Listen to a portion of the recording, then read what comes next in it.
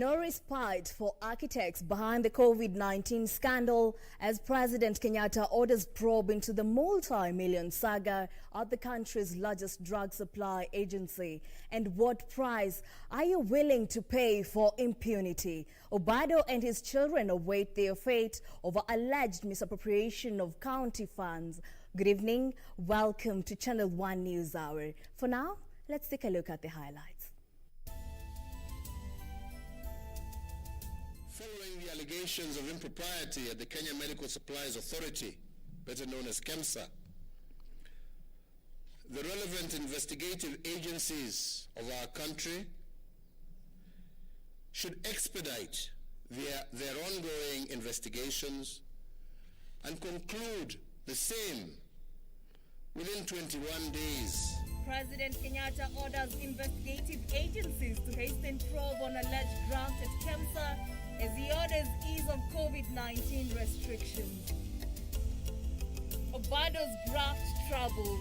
Migori governor and his 4 children grilled by EACC officers ahead of their arraignment in court on Thursday. And finally, a deal. Senate committee looking into a formula to share revenue among counties completed sitting.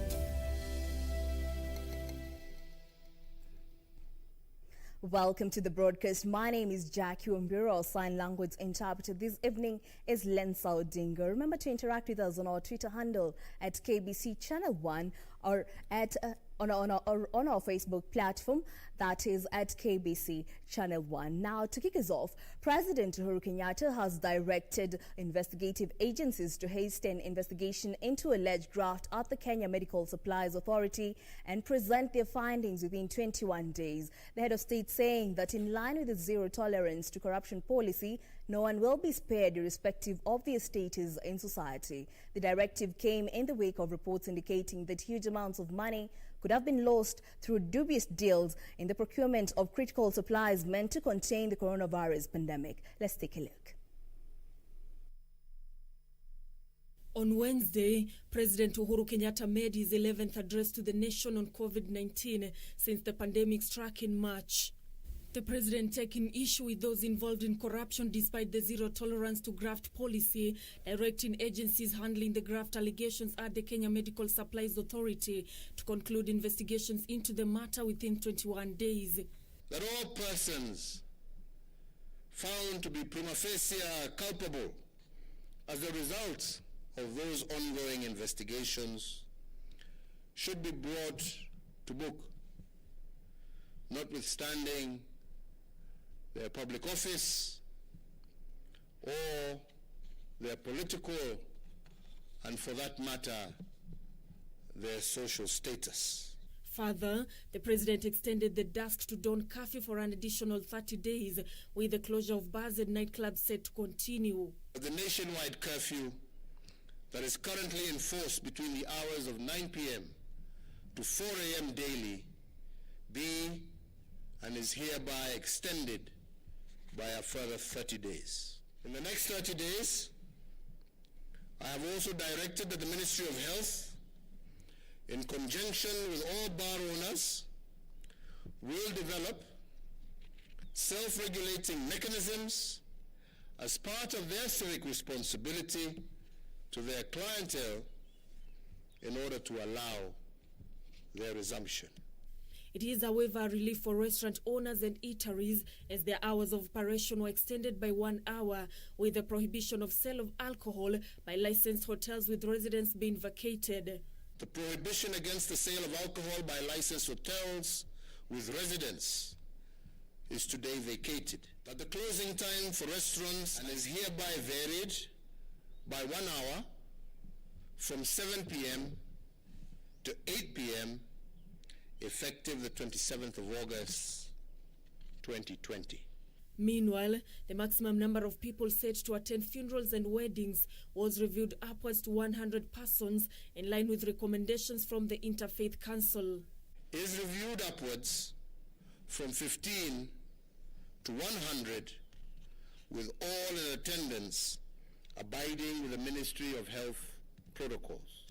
The head of state has further directed the Cabinet Secretary for Health, acting jointly with the chairman of the Council of Governors, to constitute a national reference group on COVID-19 to review the efficacy of the country's response to the pandemic so far, record lessons learned and submit them to the sector nationally and in counties, position healthcare as a driver of the manufacturing agenda by ensuring preferences given to local manufacturers in procurement of pharmaceutical and non-pharmaceutical products, formulate strategies to identify weaknesses within the healthcare system, and recommend ways of improving national response to emergencies. Our research institutions, which are already doing great work, can now come together, bringing on board all relevant stakeholders locally, but also partnering with those internationally, and together sharpen their focus on the development as well as the testing of COVID-19 vaccines.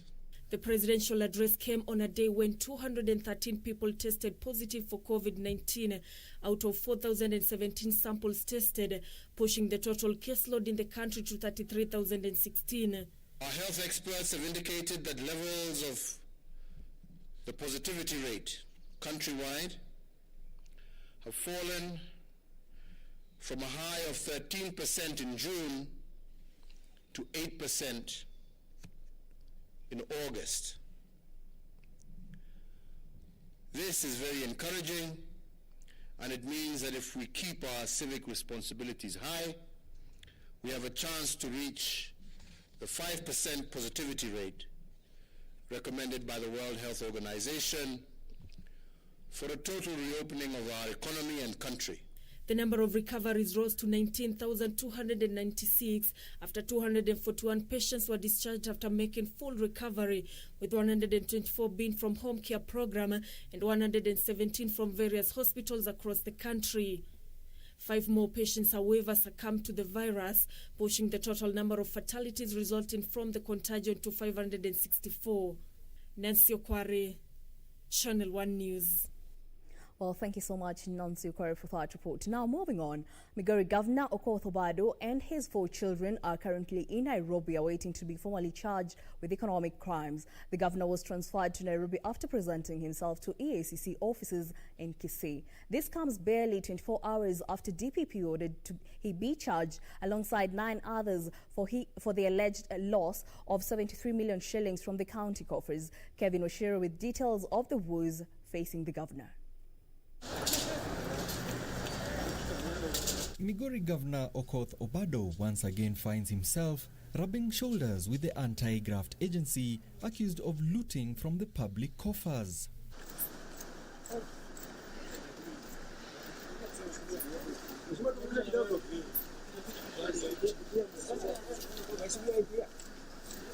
Obado is accused alongside 9 others, including his 4 sons and a family friend who allegedly introduced his wife, his 2 brothers and his 72-year-old mother in alleged corrupt dealings.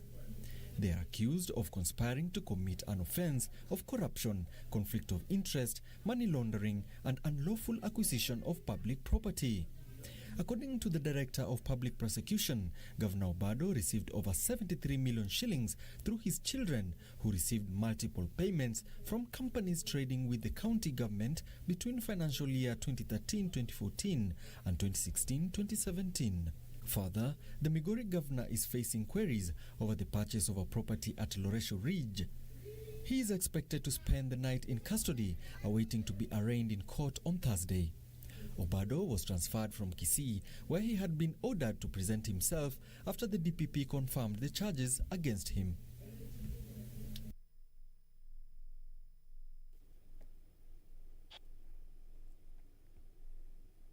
In what appears to be an endorsement for a proposal to review the Constitution, President Uhuru Kenyatta says the Supreme Law must constantly adjust to the country's emerging realities. In his 11th address to the COVID-19 pandemic, President Kenyatta challenged the country to seize the moment and create a constitutional order that will stand the test of time. His calls coming as the country awaits to learn of the final details of a report by the Building Bridges Initiative Steering Committee that is set for submission to the President. Wave it to all of us as the fanfare is being played. A decade ago in the year 2010, thousands of Kenyans will congregate at the historic Uhuru Park in the country's capital, Nairobi, for the promulgation of the new constitution. The elaborate celebrations heralding a new dawn for a country whose proponents of the new constitution order had struggled for years to realize. 10 years after its promulgation, calls to have it amended have characterized the political landscape, with those in support of the plan saying it was the best bet yet for the rebirth of a country that has faced its fair share of ethnic mistrust.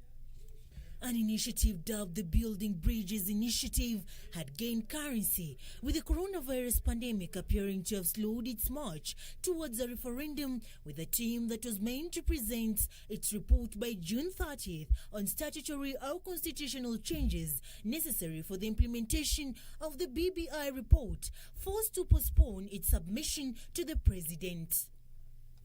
The team had been constituted by President Uhuru Kenyatta and ODM leader Raila Odinga following the historic March 2018 handshake, and given a 9-point agenda to propose how to address issues of national concern.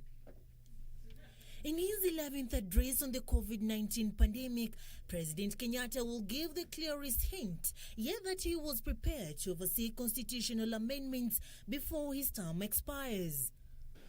But the crafters of this social contract also told us and reminded us that a constitution was a work in progress.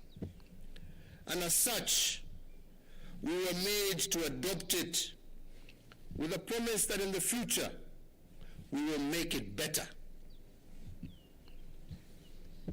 10 years later, the moment to improve on it, I believe, is now. The president saying that the country must treat a constitution as a living document that must constantly adjust to emerging realities, a departure from the past where constitutions have been designed to dodge confrontation in civil conflict. We must not, as a people, succumb to the paralysis of constitutional rigidity. We must treat a constitution as a living being, as a living document that must constantly adjust to our emerging realities. The head of state saying that the country must not go for the populist path, but choose the bold path that will ensure sustained peace and security, as well as shared economic prosperity. After one of the most progressive constitutions, I believe the moment calls on us to do better. Instead of a ceasefire document that enforces a zero-sum game in which winner takes all and loser is expected to accept, the moment calls us to a new time. And on this I want to emphasize to all of us that we must not go down a path of populism today, but let us choose a bold path, a path that will assure each and every Kenyan, regardless of where they come from, their social background, their ethnic background, their religious background, assure every Kenyan of sustained peace, security, and shared economic responsibility. The president's assertion coming amid divergent opinion ahead of the country's 10-year celebrations since it promulgated a new constitution. The National Churches of Kenya Dialogue Reference Group calling on all arms of the government to step up to their responsibilities and adhere to the constitution.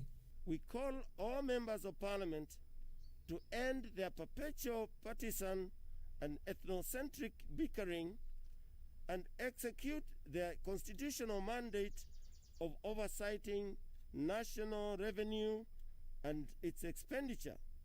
For once, rise up and protect the lives and interests of Kenyans as it is required by your Article 94. And we believe there are some areas that require some policies to be changed, some laws to be changed, and some amendments, including amendments to the Constitution. 10 years down the line since the promulgation of the Constitution, what are the gains and the losses, or the gaps that slow down development? The main questions that arise from this are: should we continue implementing the current Constitution, have a total overhaul of the Constitution, or change bits of the Constitution? For Channel 1 News, I'm Serafina Robbie. Well, thank you so much, Sarafina Ruby, for that report. Now, on matters regarding the allocation of revenue, the 12-member Senate committee tasked with resolving the third basis revenue sharing formula for counties is set to present its report to the Senate leadership tomorrow. Senators who, however, remained guarded over the contents of the report assured the nation that the revenue deadlock will be unlocked when Senate convenes a special sitting to discuss the impasse.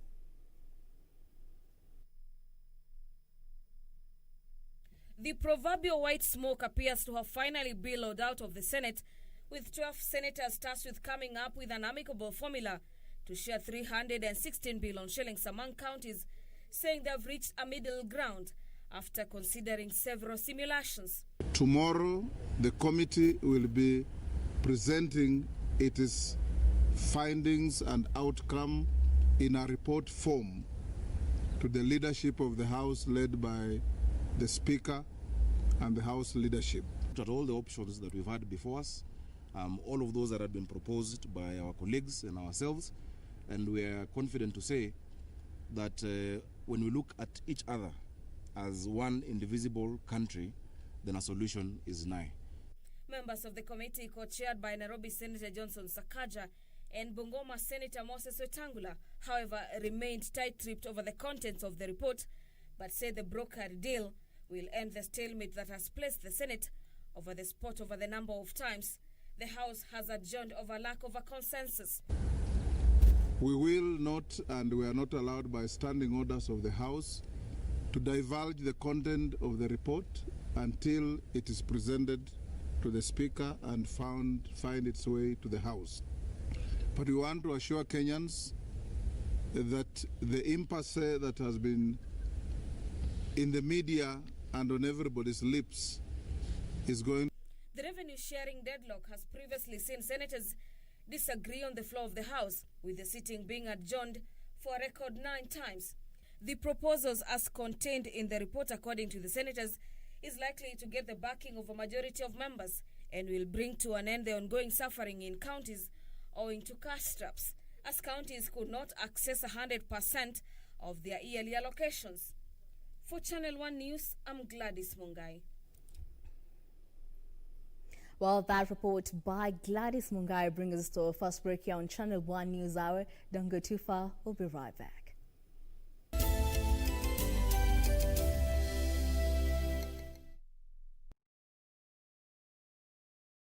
On the next episode of Ashoka. It's been just 4 hours since Ashok has become a prince. And someone has already tried to kill him. Just the thought of it sends shivers up my spine.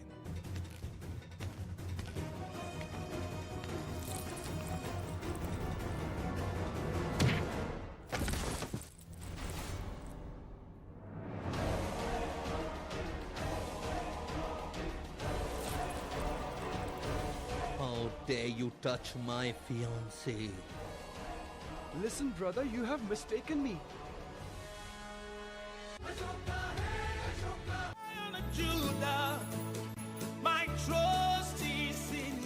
Jumapili hii kwenye runinga ya KBC, ungana naye Askofu Michael Wanderi wa kanisa la Christian Foundation Fellowship Kiambu kuanzia saa 1 hadi saa 2 asubuhi. Ningetaka nikwambie, our Jehovah God, because the Bible says he is the same yesterday, today and forevermore. He is able to take you to a place of abundance. He is able to take you to Rehoboth in the name of Jesus Christ. Kipindi ni neno la neema ukiletewa naye Askofu Michael Wanderi wa kanisa la Christian Foundation Fellowship Kiambu. Usikose. My trust is in you.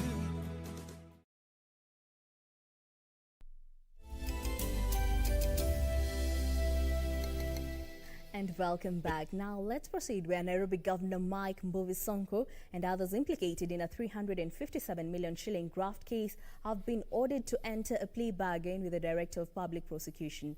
Meanwhile, Masai Mara University Vice Chancellor Mary Walingo and 5 others denied charges of misappropriating 177 million shillings before a Nakuru court. They were each released on a 10 million shilling cash bail.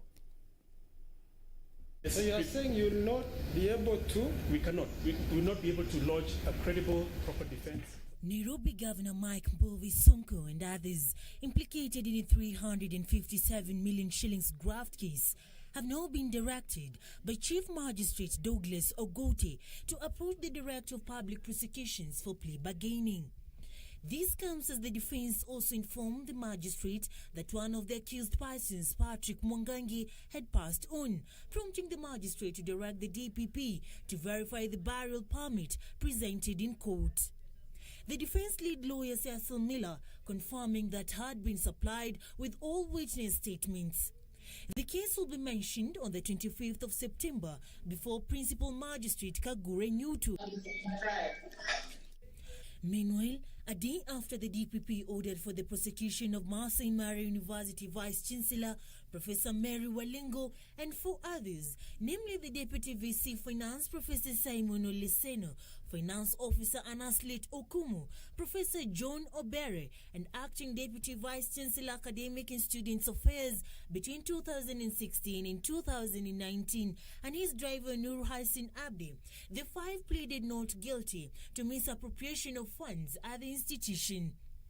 They appeared before Nakuru Chief Magistrate Elizabeth Usuiva video link where they deny the irregular withdrawal of 177 million shillings, 7,754 shillings. The 5 were each released in a cash bill of 10 million shillings or a bond of 20 million shillings with a surety of a similar amount.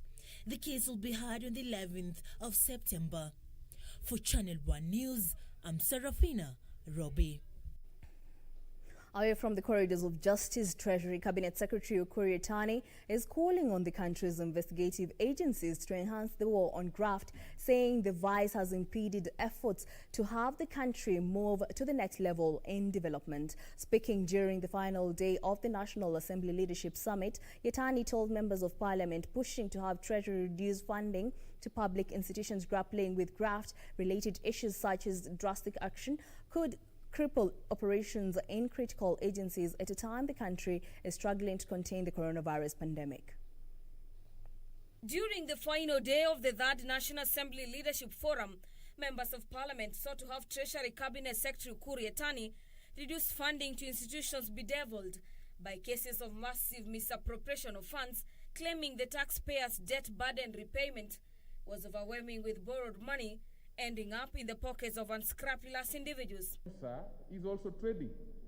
It is buying drugs and then selling most of the time at a very, very good profit. It's also a monopoly, so there is no competition. Now, this is exactly what also happened with the NYS. When they were given too much money that they could not absorb, they are therefore able to wiggle out, and sometimes you find some corruption issues coming out of it. We are here to safeguard the interests of the country. Article 201 is very clear. It is on public finance. And public resources must be used prudently. It's very clear. 201D, public funds must be used prudently. Let's not just be good in appropriating money, but very poor in following through how the money is used. In fact, even the underutilization of the budget sometimes, the underabsorption, is because of failure to follow through the budget implementation process. Yatani is saying Treasury has no legal basis to reduce funding after monies are allocated, even as he called for speedy investigations into graft-related cases. Taking advantage of a situation like this is not the desirable thing to do. The important pillar of this government The budget is a priority of your president, the budget is a priority of your country. So when we make budget, we also have to have that thought that whatever I do, will it add value? It's not only looking at the aspect of oversight alone, but also to be facilitative. According to Yatani, the ministry disbursed 22 billion shillings to the Ministry of Health as part of efforts aimed at mitigating the adverse effects of the pandemic, and those who squandered the funds must face the full force of the law. I am happy at least with the interventions that were given to the rest of the sectors. Of course, there could be doubts on what might have gone to KEMSA, but I leave it to the relevant agencies, which already have started the process of investigation. Hopefully something will come out of it. And if there is any individual or group of people who have diverted resources meant for a calamity like this, they should not be spared, because they have no business being part of this noble society called Kenya. During the two-day summit, members of parliament and their respective committees were challenged to aptly prosecute cases where taxpayers stand to lose, resulting from abuse of power by persons in leadership positions. For Channel 1 News, I'm Gladys Mungai. Still on COVID-19, calls to have those suspected of corrupt acts in the acquisition of critical supplies aimed at containing the spread of COVID-19 held responsible continues to reverberate. The calls coming as the national and county governments, in partnership with stakeholders, intensified efforts to bend the infection curve. The country has been treated to a circus occasioned by claims that millions of shillings could have been lost through dubious deals in the procurement of critical supplies in the fight against coronavirus pandemic. Nominated Member of Parliament David Sankok supporting the President's directive to have the matter conclusively investigated, even as he called on those found culpable to take individual responsibility. Sankok saying it was unfortunate that some people took advantage of the pandemic to enrich themselves. I'm appealing to my president to crack the whip on all those corrupt cartels mentioned within his government of KEMSA, haste, those who have stolen COVID-19 fund. Wenye waogopi Mungu, waogopi dhambi. Wameiba kutoka kwa maiti, wameibia watu wagonjwa. In the meantime, business came to a standstill at Sikalame's trading center in Ugunja sub-county when irate villagers took to the streets to protest against alleged misappropriation of funds meant for water projects in the area. The villagers accused Siaya county government officials and the office of the Siadindi ward member of the county assembly of colluding with contractors to squander public funds, something they say has left the project stalled.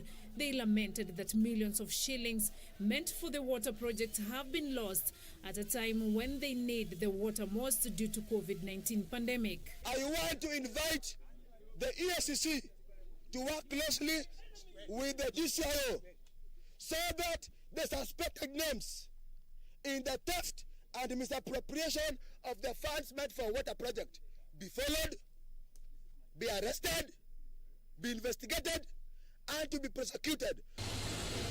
Elsewhere, alumni of Kisii National Boys High School in Kisii County have moved to construct 25 classrooms at a cost of 30 million shillings in a bid to congest the highly populated institution in line with the Ministry of Health guidelines on COVID-19.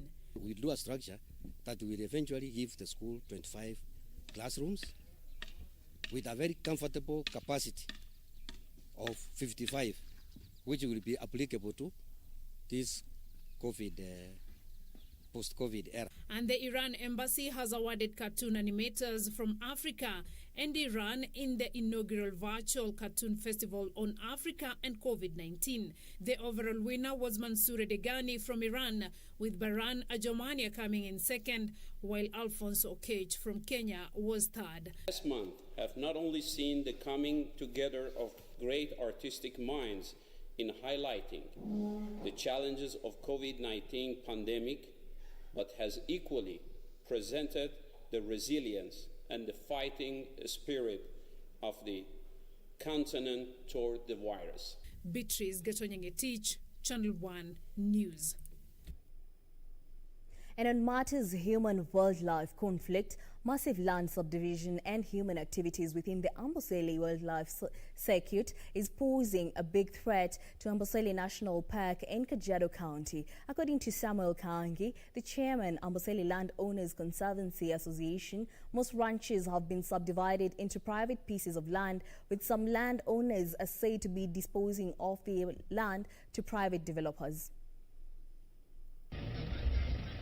Amboseli National Park depends on the expansive neighboring 6 private conservancies to contain the increasing number of wildlife. Over the years, animals from Amboseli National Park have been roaming freely within communal ranches. Some of these ranches provide wildlife migratory routes from Amboseli to Tsavo National Park and Chulu Hills National Park. Hiyo area ya Kimana ni very potential area ambayo ndio corridor ya wanyama kutoka hapa Amboseli kuingia sanctuary na kwenda Tsavo. Tukaona kwamba hiyo area ikipotea Amboseli itakuwa na shida. Tukajaribu kuongelesha landowners, kujaribu kuwaleta pamoja tuanzishe conservancies. Tukaanzisha conservancies 6. However, what used to be big chunks of land continues to be subdivided into private lands. Locals claim human activities including agribusiness has proved a major threat to the park. Wanyama wanapita mashamba zetu wakipanda all the way to Tsavo, wanapita conservancy na wanapita Kimana Wildlife Sanctuary. Hiyo ndio corridor yao mpaka Kilaguni. According to the chairman, Amboseli Landowners Conservancy Association, Samuel Kangi, most ranches have been subdivided into private pieces of land, making owners an easy prey to land speculators. Shida ya watu kuuza mashamba, ile kitu ambayo inafanya watu kuuza mashamba ni umasikini. Watu wana mashamba. Sasa mtu anaangalia hawana mali, hawana ng'ombe, hawana nini. Sasa unakuta mtu ambaye hana ng'ombe anasema sasa nikiendelea kuwa na shamba na sina ng'ombe na sina kitu ya kula, sina kitu ya kusomesha mtoto, afadhali niuse hii shamba alafu niende nitafute mali kidogo ninunue na nisomeshe watoto. To safeguard the wildlife and tourism in the area, stakeholders have developed the Amboseli Ecosystem Management Plan 2020 to 2030 that awaits to be enacted into a law. So sisi hii Amboseli hainge survive. Maana sisi tumeamua kukaa na wanyama na kulinda wanyama, na ndio tunataka pia sisi tuone beneficiary ya wale wanyama tuko na wao.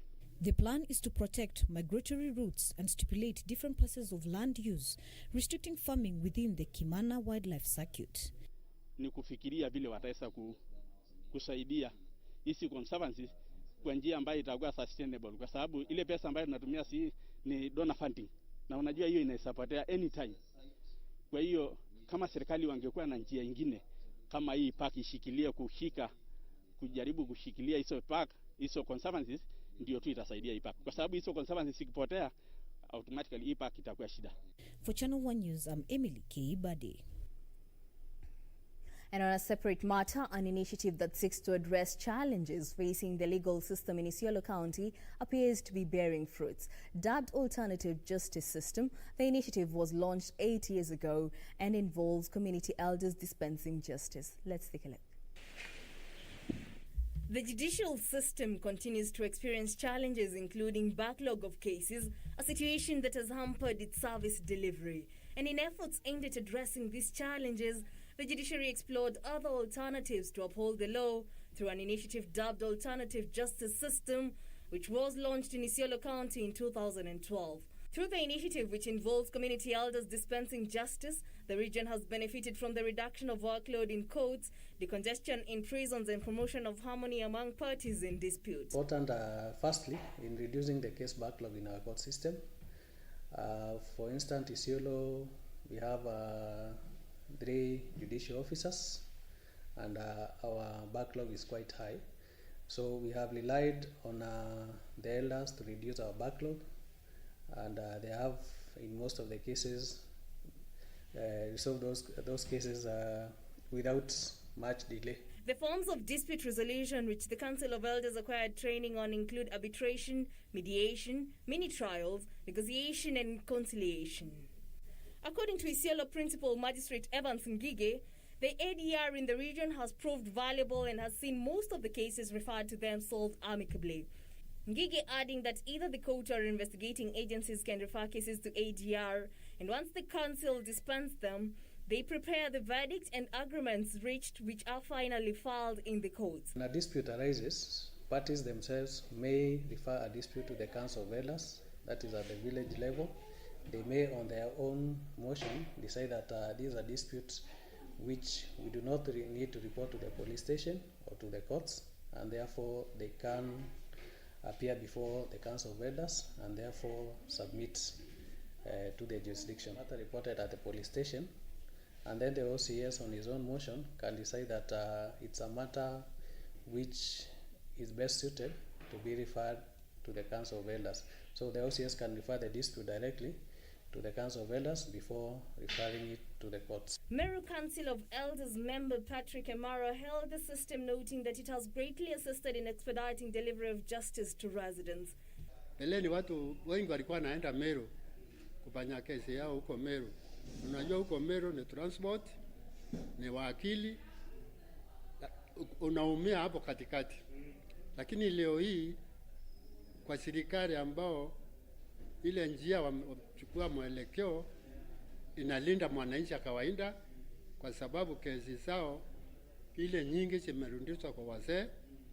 Wazee wanafanya hiyo kesi na wanarudishia serikali kama wamefanya kesi ambao kulingana na sheria ile wamepewa na. Reporting for Channel 1 News, I'm Jacky Wambiru. Deputy President William Ruto is calling on political leaders to shun the politics of ethnicity, division and hate, saying it risks polarizing the country. Separately, protests broke out in Migori following a crackdown on pro-box vehicles by police. More details in the county briefs. The Deputy President was at his current residence for a meeting with a section of Kajiado County leaders led by nominated Senator Mary Seneta. It is here that he pointed out that he was ready to face his political nemesis, even as he called on leaders to shift their focus towards uniting the country. Mmeniambia ati siku hizi mko na wageni wengi sana kule Kajiado kwa manyumba ya watu wengine huko. Msijane na hawa wanahangaika huko kwenu. Hiyo safari yote ni watu wanahangaika kwa sababu wamekosa mtu ya kushindana na mimi. Ruto hit out at politicians keen on spreading ethnic hatred and divisions. Meanwhile, immediate former National Assembly Majority Leader Aden Duale's mother was laid to rest in Garissa town. The brief Islamic burial was attended by hundreds of area residents and leaders led by the area Governor Ali Korane and Northeastern Regional Commissioner Nicodemus Ndalana. Ndalana delivered President Uhuru Kenyatta's speech. She passed away on Tuesday while undergoing treatment at a Nairobi hospital. In the meantime, security officers have recovered 11 pieces of ivory worth 1.7 million shillings found stashed in a pro-box vehicle along the Moyale-Isiolo highway. Isiolo County Commissioner Herman Shambi said the 3 occupants in the vehicle managed to escape arrest. The officers were acting on a tip-off from the public. We are still following them. They cannot run away. So soon it will be telling you who they are, because as I talk, they are being tracked. And finally, residents and business persons of Mariba village in the outskirts of Eldoret town, Uasin Gishu County, held a protest against what they termed as human rights violations by people suspected to be Uasin Gishu County enforcement officers.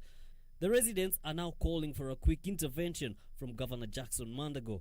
The protesters claim that they were raided during the day, houses in the villages and shops destroyed, property worth thousands of shillings was lost during the operation that left the residents asking for answers from the authorities. Hakuna sheria inaruhusu kanjo ichape raia na vile vile tena kubora mali ya raia.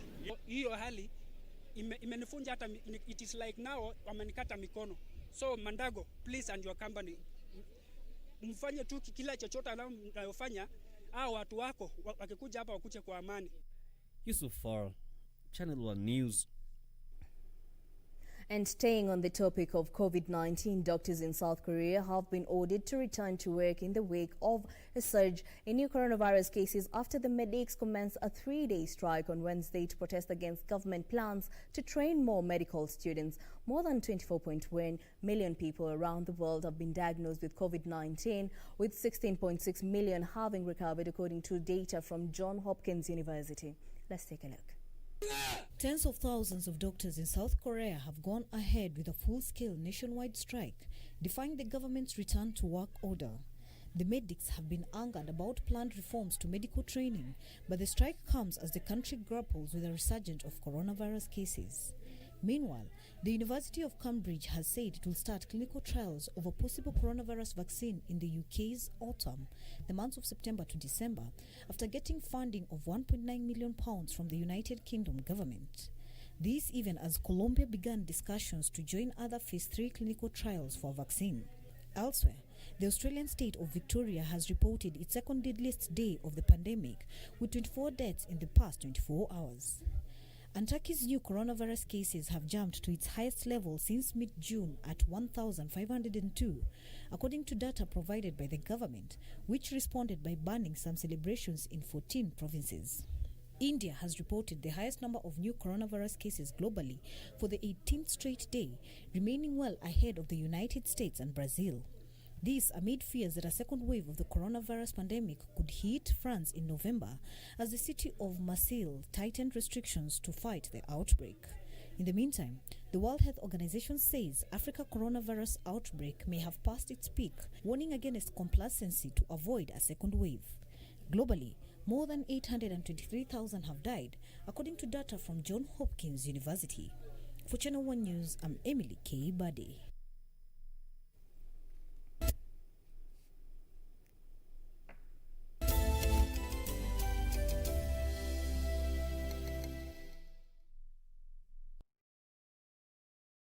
This weekend on KBC Channel 1. Shida nini? Huyu mtu amejua kabisa amekuwa exposed. Na anajua the next campaign hatashinda. Hiyo ni bahati kwako. Kwa sababu gani? Yale yote waliokuambia sasa wewe yaweke kwenye daftari. Alafu hayo ndio utakayompondea nayo tunapokuwa na mikutano yetu ya campaign. Umponde na watu yani kama kumvua nguo. Hayo sasa ndio sio yataka mimi. Sijui ujue uko wapi, sijui utakwenda kumface. Ukishakwenda kule, unkwenda umia nafsi yako. On the next episode,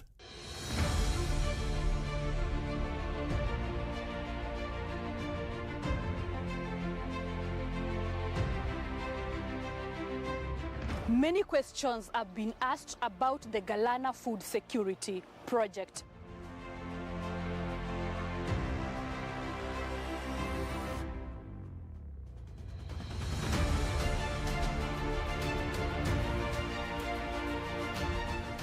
A project that was launched by President Uhuru Kenyatta to help in feeding the nation. Kazi yangu ambayo nimetegemea sana hapa ni kupanda. Can anything good come from Galana? Hiyo pesa itatusaidia kama mimi na mamangu. Hii kazi imenisaidia kwa mapato, napata chakula. Watch it on Thursday at 8:30 p.m. only on KBC Channel 1.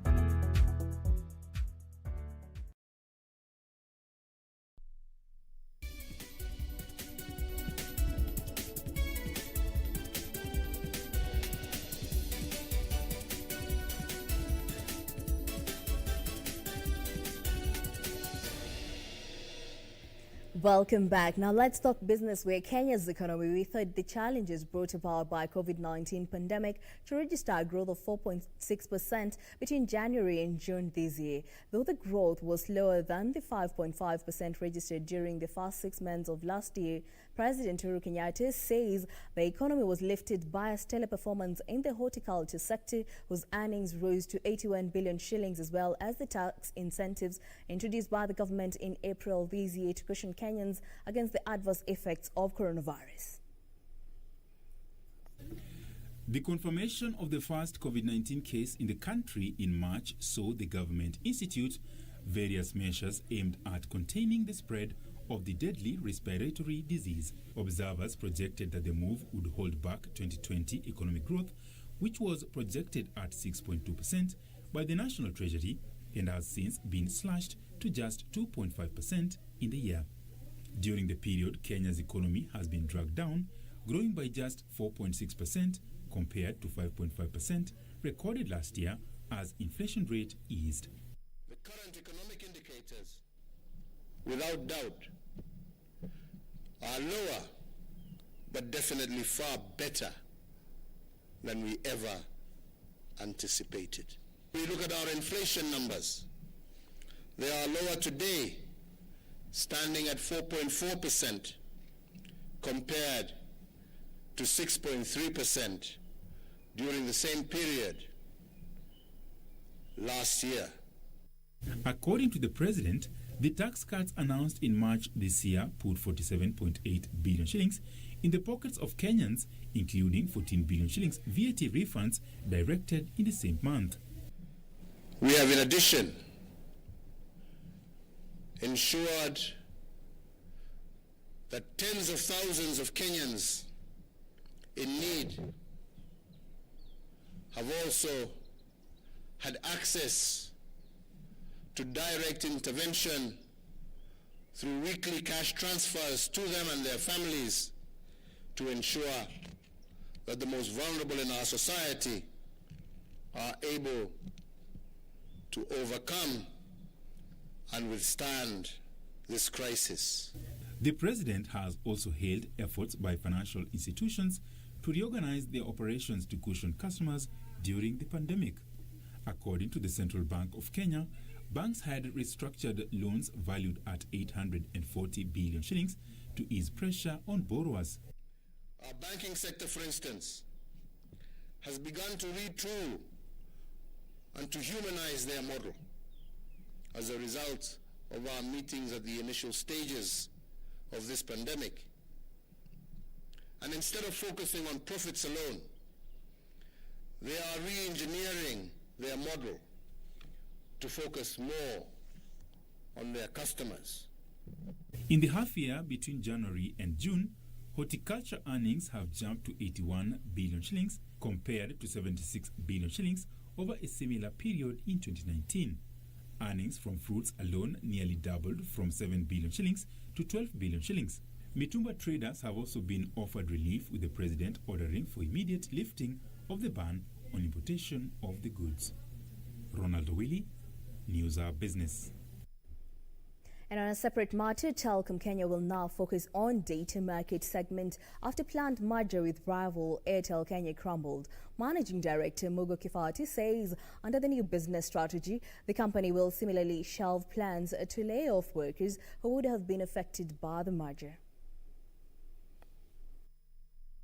Following the collapse of the merger plans with Bharti Airtel Kenya, Telecom Kenya says it will now focus on digital transformation to drive business growth. The company says it will use its vast infrastructure, asset base and services to drive digital transformation within the consumer, SME, corporate and public sectors in a bid to enable them become smart entities. We are now moving into a more, a lower touch, lower contact era where people will find physical distancing now a necessity and therefore look to do things virtually more and more. So e-commerce will grow, telecommuting will grow, telemedicine will grow, teleeducation will grow. And all this will require bandwidth and communication services such as provided by Telecom Kenya. And this is what we're gearing. Telecom Kenya Chief Mugo Kibati says the telco will also focus on making it a future smart landing hub for the majority of submarine cables in the region as it continues to provide connectivity to all data entering and exiting Kenya. The company has announced an internal reorganization of its business, scrapping off loss-making divisions. Mugo says Telecom Kenya will also focus on connecting the unconnected through the expansion of 4G network as well as through cutting-edge technologies such as Loon. This market segment is dominated by Safaricom, who controls more than 60% of the market, with Telecom Kenya controlling 26.6% market share. Last month, the company was picked by the government to deliver mobile and data connectivity to rural communities in Kenya using the Loon Balloons technology.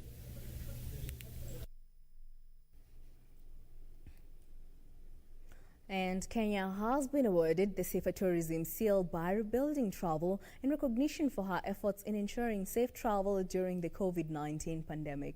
Tourism and Wildlife Cabinet Secretary Najib Balala says the acknowledgement is crucial in building travelers' confidence in destination Kenya as international travel resumes and hospitality outlets reopen.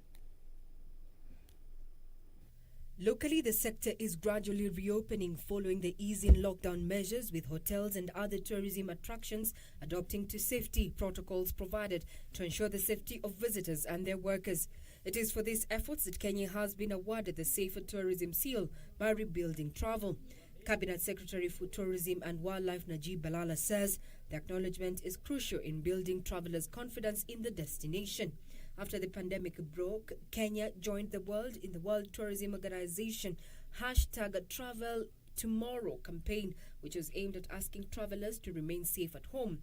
The Ministry of Tourism, through the Kenya Tourism Board, also partnered with the private sector to keep the destination alive through a virtual live streaming and the #MagicAwaits campaign. The Safer Tourism Seal recognition will be up for renewal in 2022 if the destination will have met the tourism surety requirements. This recognition follows a Safe Travel Stamp Award to Kenya by the World Travel and Tourism Council earlier in June this year. Regina Manyara reporting for Channel 1 Business. Moving on, monthly milk consumption in the country has declined from 63 million litres, in January to 42 million litres in July, in what the Kenya Dairy Board attributes to reduced orders from institutions and households due to the COVID-19 pandemic. This comes as Agriculture Cabinet Secretary Peter Munya unveiled plans to expand risk management programs to smallholder farmers in order to make them resilient. According to the Kenya Dairy Board, before COVID-19, productivity per cow per day already remained low at 7 to 9 litres per day, mainly due to poor feeding, among other poor animal husbandry practices. Cumulatively, production was estimated at 5.2 billion litres per year from cattle, camels, goats and sheep. However, this year, disruption has been evident. We are aware that the cost of animal feed is still very high. And that is the reason today we had many presentations on how to ensure that this is brought down. We had the Cash Cow initiative that is looking at commercialization of feed.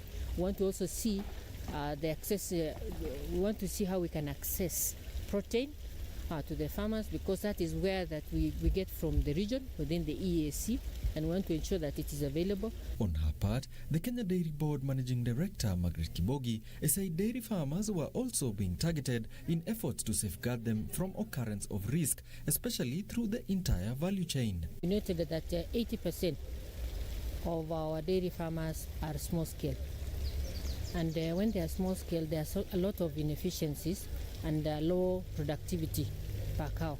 So we are looking at different models of how a farmer can be able to make profits by looking at other models like the cooperative model that we talked about today, the CODAF, where farmers can pull together the resources and they'll be able to address issues of management, they'll be able to address issues of feeding, they'll be able to address issues of genetics in a lower way because of economies of scale. Speaking at a dairy production stakeholders meeting, Agriculture Cabinet Secretary Peter Munya said 117.5 million shillings as compensation payout was now available for 28 counties for the 2019 period, even as the ministry expands access to cover yield loss. These compensation to farmers are a clear indication of the benefits and positive impact of the program.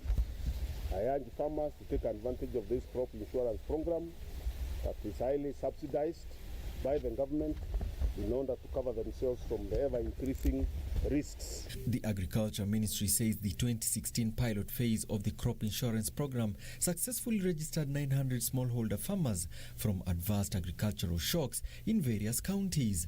And in the 2019 rainy season alone, the ministry says more than 409,000 farmers in 27 counties were successfully included in the program that saw at least 32,000 farmers compensated and the country's food security and nutrition safeguarded. Alan Auko, Channel 1 Business.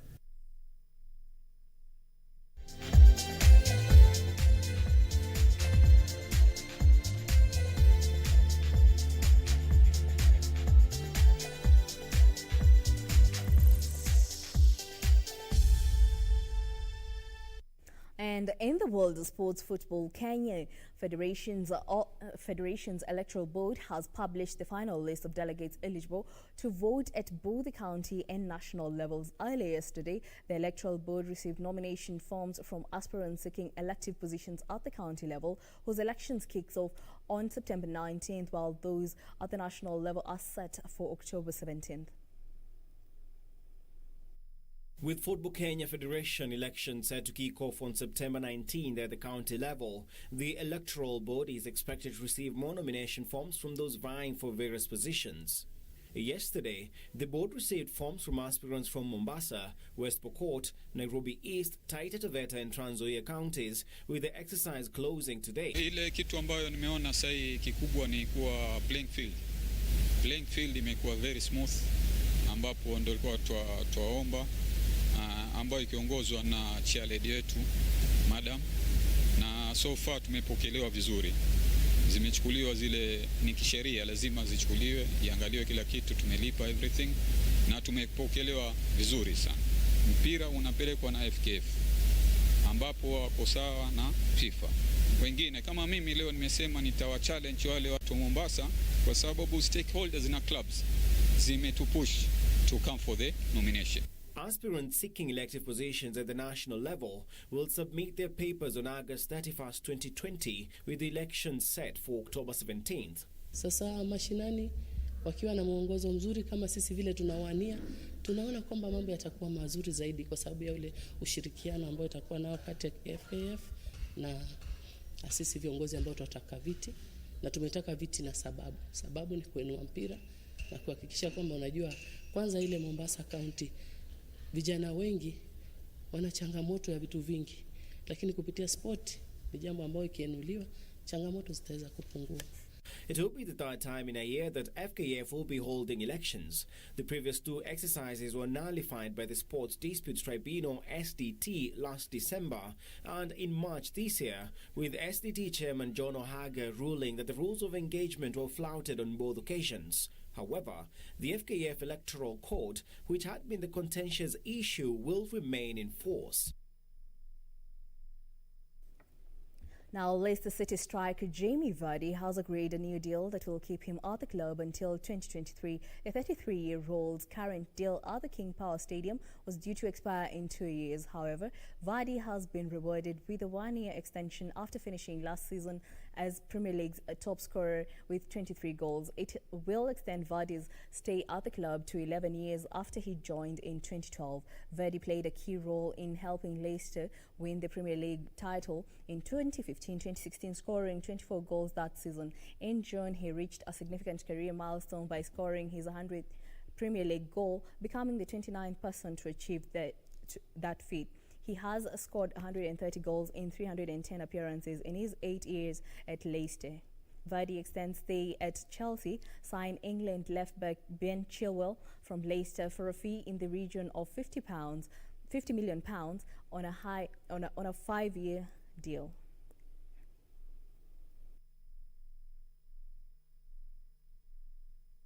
Barcelona sporting director Ramon Planes says they still plan to build a team around captain Lionel Messi and are trying to convince him to stay at Camp Nou. The 33-year-old Argentina forward told the club he wishes to exercise a clause allowing him to leave for free. The 6-time Ballon d'Or winner is Barca's record goal scorer on 634 goals. Barcelona forward Lionel Messi has asked to leave the club this summer. The 33-year-old Argentina international says he wishes to exercise a clause in his contract, allowing him to leave for free with immediate effect. Barca were beaten 8-2 by Bayern Munich in the Champions League quarter-finals on 16th of August. The six-time Ballon d'Or winner made his debut for Barca in 2004 and has won the Champions League 4 times. Barcelona, though, believe the clause has now expired and Messi is contracted to the club until 2021 with a €700 million buyout clause. The board will meet soon, and some consider the only thing that could placate Messi is the resignation of President Jose Maria Bartomeu and early elections. But Messi seems determined to leave the club no matter what. After the news broke, Barca fans gathered outside the new camp to protest against the board and in support of the club's record goal scorer. A legal battle is now set to follow between the club and the player. Messi had a clause in his contract which allowed him to leave for free if he informed the club of his desire before 10th of June. That date has now passed and Barca believe the clause has expired, but Messi and his team feel it should be extended to cover the prolonged season, which ran until August due to the coronavirus pandemic.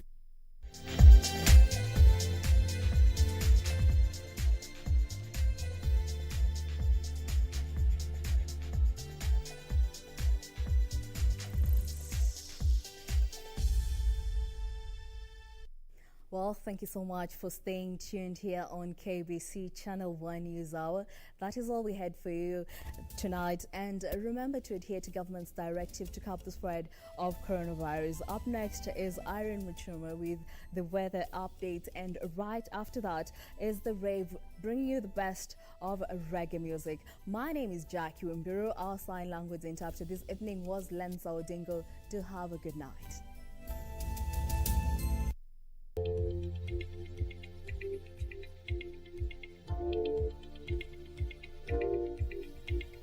Good evening and a very warm welcome to Channel 1 Weather Updates. My name is Irene Mchoma Odem. Tonight, Kericho, Narok and Eldoret towns are the coldest. Temperatures stand at 10 degrees Celsius. This, as most parts of the country have been covered with partly cloudy conditions, though there are scattered wet conditions in the county of Nairobi and regions around the county. There are scattered wet conditions in the southeastern lowlands. The Lake Basin region is experiencing showers accompanied by thunderstorms over a few places, and that is how the night will be. Tomorrow morning it will be cool and cloudy in the capital.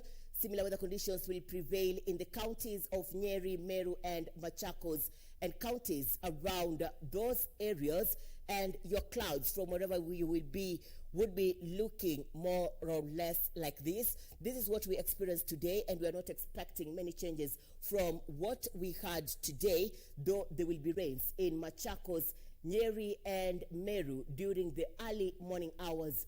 At the coastal strip, there will be scattered wet conditions, and the northeastern parts of the country will mainly experience sunny conditions. Similar weather conditions will prevail over the northwestern parts of the country, the Lake Basin region, and western parts of the country. But then this will change during the afternoon hours. There will be showers accompanied by thunderstorms over several places, including over the northwestern parts of the country. The northeastern will continue to experience sunny conditions at the coastal strip. Though there will be scattered wet conditions, sunny conditions will dominate the regions during the afternoon hours. Similar weather conditions will also prevail in the southeastern lowlands. Temperatures have for once gone up to 36 degrees Celsius, and this is being experienced in Mandera during this month of August. The capital will experience highs of 24 and lows of 15 degrees Celsius. And on that note, let's now have a look at the international forecast. Do have a good night and be blessed.